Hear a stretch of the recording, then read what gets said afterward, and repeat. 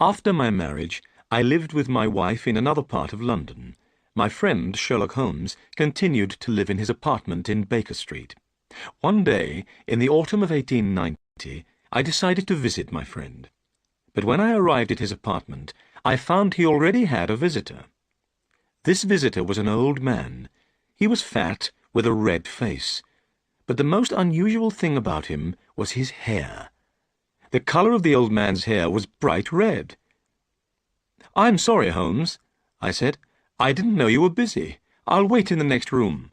But Holmes didn't want me to leave. He pulled me into the room and closed the door. "This is my friend, Dr. Watson," he said to the old man. "Dr. Watson has helped me with many cases. Perhaps he can also help me with yours." "I'm very interested in your cases, Holmes," I said. "This is Mr. Jabez Wilson," went on Holmes. The old man nodded to me. "Mr. Wilson has come to me with a very unusual story. It's the most interesting problem I've heard for a long time. Mr. Wilson, could you please tell your story again from the beginning? I'd like Dr. Watson to hear it." Mr. Wilson pulled an old newspaper out of his pocket. He opened the paper on his knees and turned to the advertisement page. He ran his finger down the advertisements and pointed to one of them. "Here," he said. "This is how everything began. Read it for yourself, Dr. Watson." I took the newspaper from Mr. Wilson. It was the Morning Chronicle and was 2 months old. I read the advertisement. "The Red-Headed League. Another vacancy is open for someone wishing to become a member of the League. Salary, £4 a week. All red-headed men over 21 years old should come on Monday at 11 a.m. to this address: Duncan Ross, The Red-Headed League, 7 Pope's Court, Fleet Street, London." "What a strange advertisement," I said. "Whatever can it mean?" Holmes laughed. "It's very unusual, isn't it?" he said. "And now, Mr. Wilson, tell us your story." "Well," began Mr. Wilson, "I have a small shop in Saxe-Coburg Square in the City of London. But business hasn't been good for some time, and I don't make much money any more. I used to have 2 assistants, but now I can only pay 1. My assistant is very interested in learning the business, so he's willing to work for half pay." "That's very unusual," said Holmes. "What's the name of your assistant?" "Vincent Spaulding," replied Mr. Wilson. "He's an excellent assistant, but he does do one unusual thing.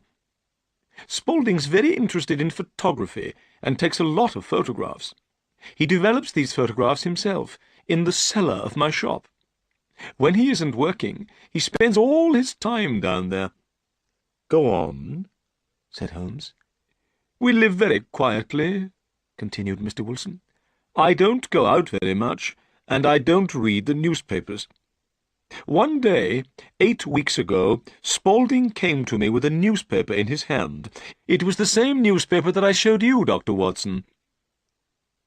"Mr. Wilson," said Spaulding, "I wish I were a red-headed man." "Why?" I asked in surprise. "Well, here's another vacancy in the Red-Headed League," replied Spaulding. "The Red-Headed League?" I asked. "What's that?" Spaulding looked at me and laughed. "Haven't you ever heard of the Red-Headed League?" he said. "You could become a member and make a lot of money." "Well, when I heard that," said Mr. Wilson, "at once I became very interested. I needed more money, so I asked Spaulding to tell me more about this Red-Headed League. "I think," said Spaulding, "the League was started by an American called Ezekiah Hopkins. Ezekiah Hopkins was a very rich man and enjoyed doing unusual things. Hopkins was red-headed himself and liked all other red-headed men. So when he died, he left his money in his will to help red-headed men. The money was used to start the Red-Headed League. When a man became a member, he would be paid an excellent salary for very little work." "And now," said Spaulding, showing me the advertisement again, "here's another vacancy in the League. Why don't you go to Pope's Court, Mr. Wilson? I'm sure you could become a member." "Now, as you see, gentlemen," continued Mr. Wilson, "the colour of my hair is bright red, so I thought I could easily become a member of this red-headed League. Vincent Spaulding seemed to know a lot about the League, so I asked him to come with me to the address in the advertisement. We closed the shop for the day and set off for Pope's Court, Fleet Street." Holmes rubbed his hands together and smiled. "Your story is very interesting, Mr. Wilson," he said. "Please go on." "When we arrived in Fleet Street," said Mr. Wilson, "we saw a strange thing. The whole street was full of red-headed men. They had all come to answer the advertisement. When I saw how many men were waiting, I wanted to go home, but Spaulding wouldn't let me. He pushed and pulled me through the crowd. At last we reached the stairs leading up to the office in Pope's Court. A small man was sitting behind a table. The colour of this man's hair was a brighter red than my own. "This is Mr. Jabez Wilson," said my assistant. "He has come about the vacancy in the League." The small man looked carefully at my hair. He looked at it for such a long time that I began to feel uncomfortable. Suddenly he bent forward and grabbed my hair with both hands. He pulled at it until I cried out in pain. "I'm sorry I hurt you," said the man. "Your hair is a wonderful colour, but I had to make sure you weren't wearing a wig. I had to find out if your hair was real." Then he went over to the window. He opened it and shouted down to the men below that the vacancy was taken. The red-headed men groaned with disappointment. Then they began to walk away. In a few minutes the square was empty. "My name," said the small man, "is Duncan Ross. You are now a member of the Red-Headed League. When can you start the job?" "Well, that's going to be difficult," I replied. "I have a business already." "Oh, don't worry about that, Mr. Wilson," cried Spaulding. "I can look after the business for you."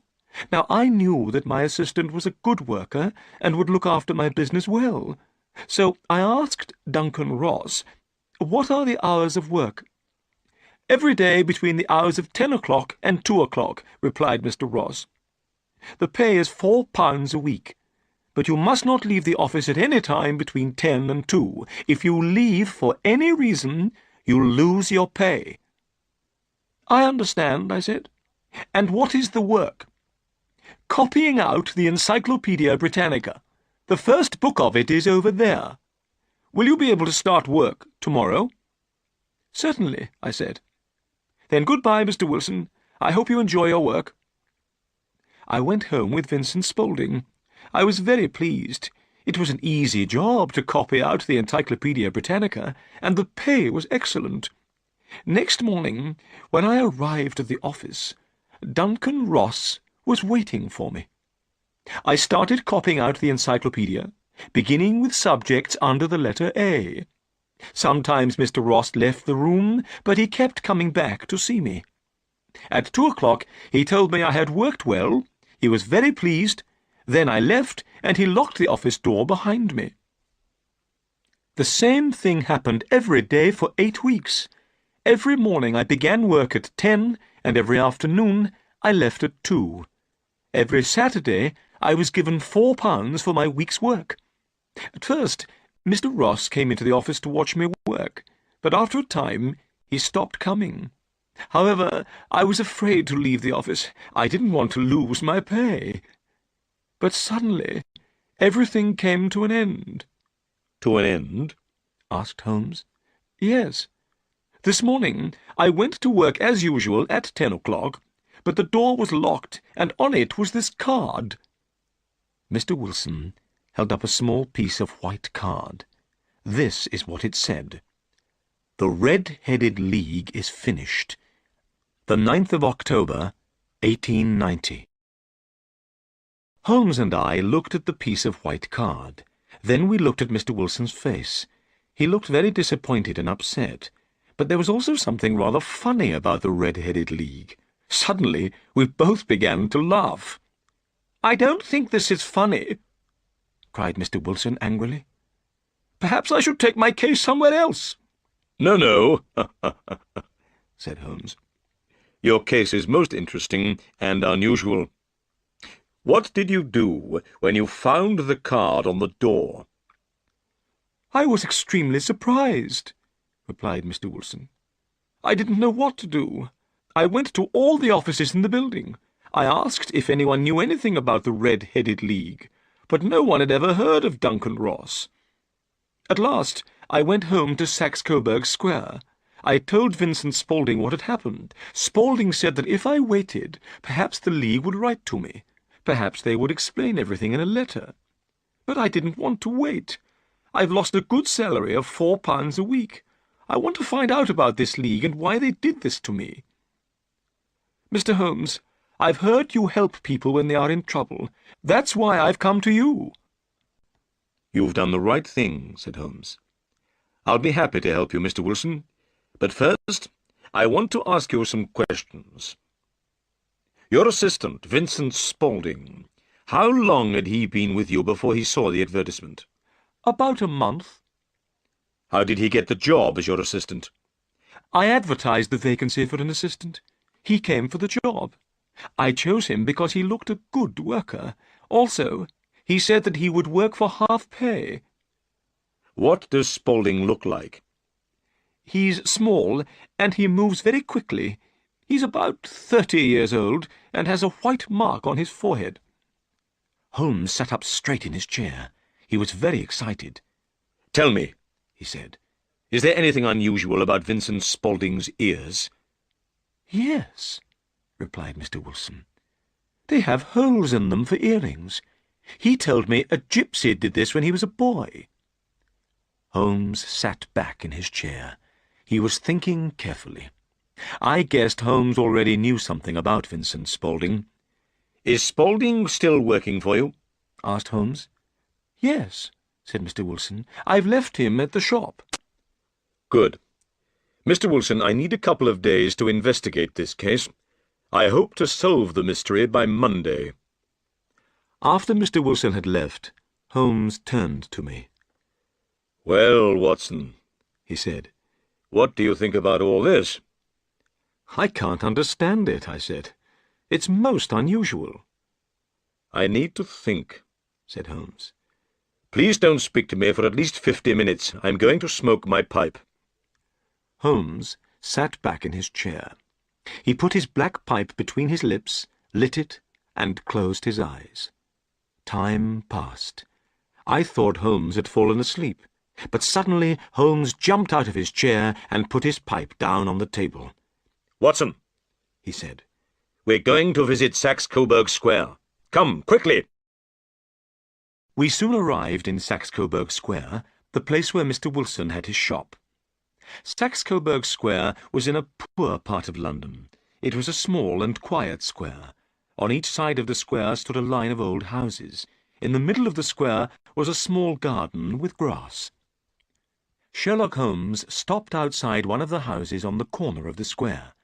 On the wall of this house there was a brown notice with the words Jabez Wilson in white letters. Holmes walked up and down and examined all the houses carefully. Then he returned to Mr. Wilson's house. Suddenly he hit the pavement outside the house with his stick. Then he went up to the house and knocked on the door. Immediately it was opened by a young man. This was Mr. Wilson's assistant, Vincent Spaulding. "Excuse me," said Holmes. "Can you please tell me the way to the Strand?"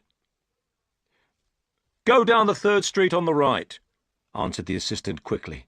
Then he closed the door. "That's a very clever young man," said Holmes, as we walked away. "I know something about him. I believe he's the 4th cleverest man in London." "It is clear," I said, "that Mr. Wilson's assistant plays an important part in the mystery of the Red-Headed League. Did you ask the way to the Strand in order to get a look at him?" "No," said Holmes, "but I wanted to look at the knees of his trousers." "The knees of his trousers?" I cried in astonishment. "Well then, Holmes, why did you hit the pavement?" "Watson," said Holmes, "we haven't time to talk now. We've seen the front of Saxe-Coburg Square. Let's now investigate the street at the back. We went round the corner and walked to the street at the back of Mr. Wilson's shop. We were immediately in one of the busiest and most important streets in the City of London. A line of expensive shops and important businesses were on the side of the road. Hundreds of people were hurrying along the pavements, and the roadway was busy with traffic. It was hard to believe that Saxe-Coburg Square, with its poor old houses, was immediately behind the important buildings of this busy street. Holmes looked along the line of buildings. "This is very interesting, Watson," said Holmes. "There's a tobacconist's, a newspaper shop, a restaurant, and— ah, yes, the offices of the City and Suburban Bank." I could see that Holmes was very excited. "Well, Watson, I have some work to do that will take a few hours," went on Holmes. "This case at Saxe-Coburg Square is serious." "Serious?" I said. "Why?" "An important crime has been planned. I think we'll be in time to stop it, but I'll need your help tonight." "At what time?" 10 o'clock. "Then I'll be at your apartment at 10. "Good. And, Watson, there may be some danger, so please bring your gun with you." I said goodbye and went home. I thought about everything that had happened. It was a very strange case, and I did not understand what was happening. Where were we going that evening? What were we going to do? Why did I have to bring my gun?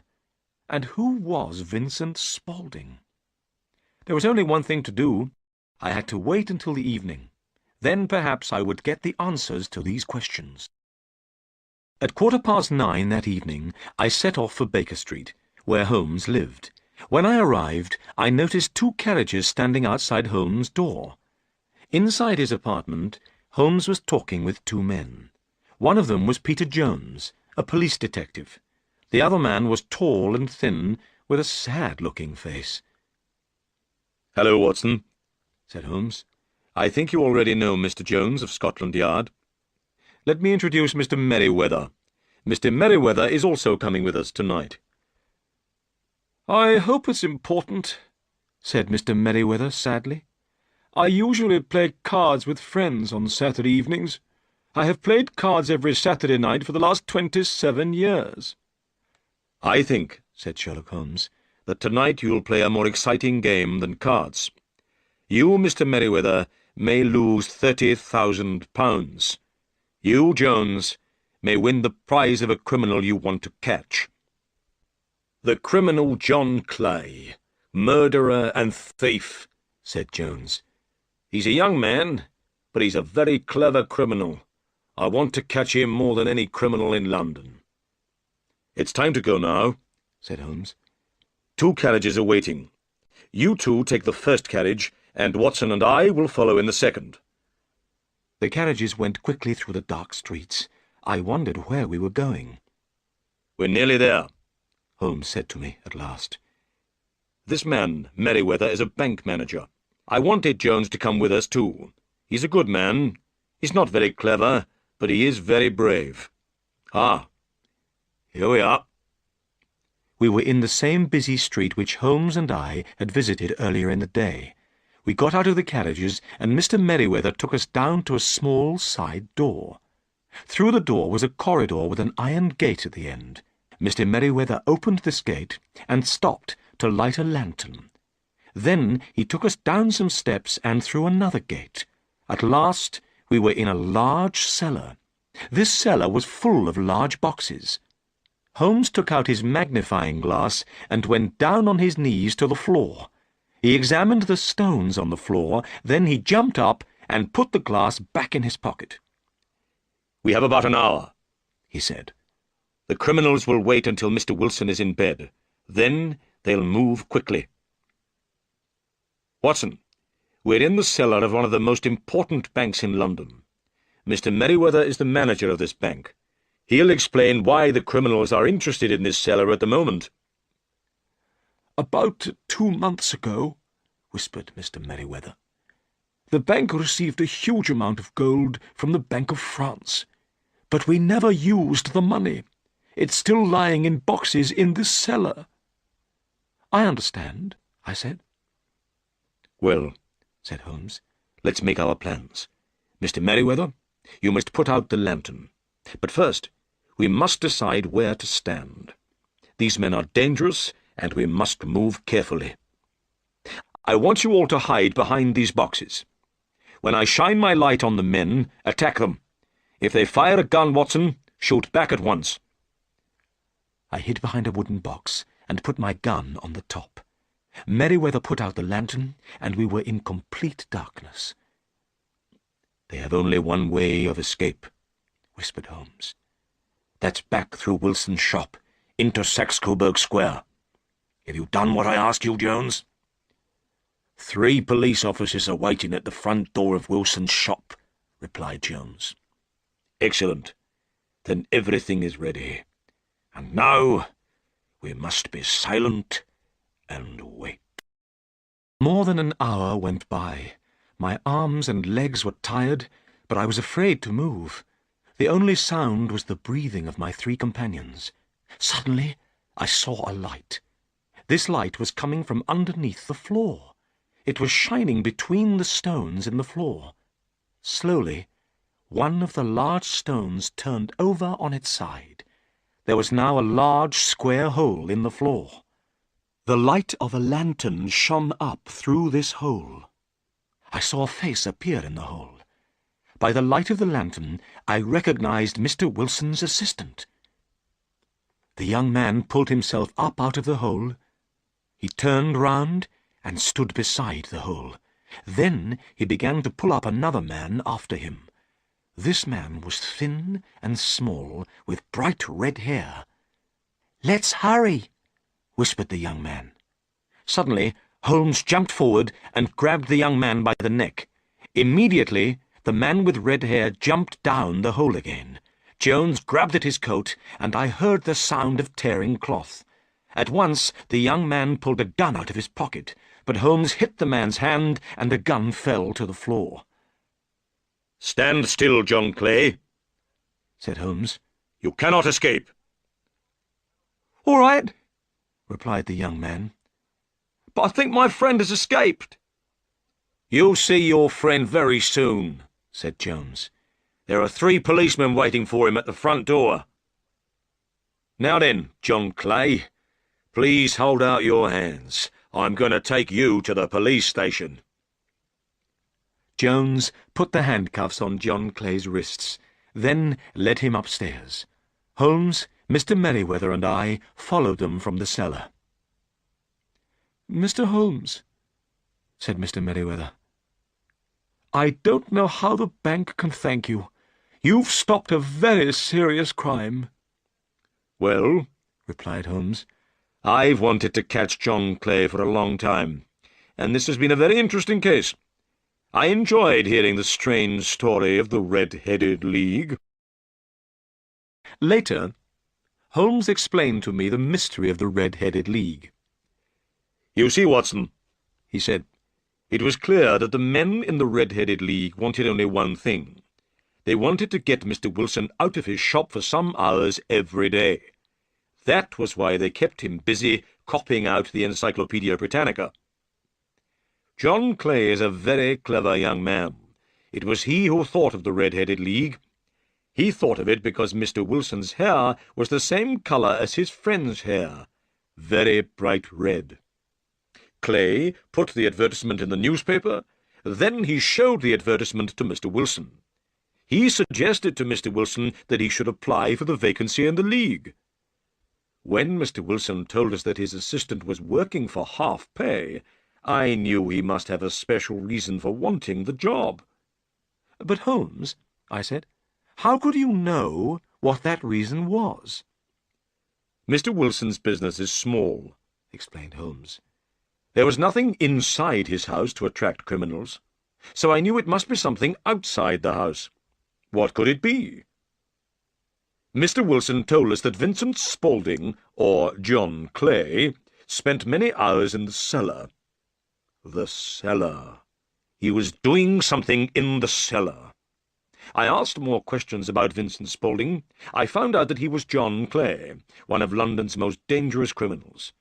What could John Clay want in Wilson's cellar. I could think of only one answer. He must be digging a tunnel to another building.